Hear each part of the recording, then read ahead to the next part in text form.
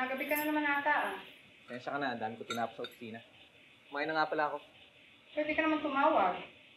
Sabi man lang kung gagabihin ka. Parang di naman kami naghihintay ng anak mo. Buong araw binigay ko na sa inyo ni Sammy para mag-enjoy naman tayo. Pero anong ginawa mo?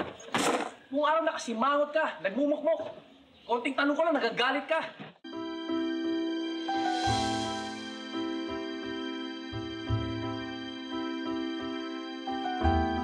Nelson, hindi ka pa nagbabago eh! Ganyan ka pa rin. Alam na alam ko pag may ginagawa kang kalokohan eh. Ganyan ka na rin kasi nung kayo pa ni Glenda. May bago ka na naman babae ngayon. Sino ba siya, ha?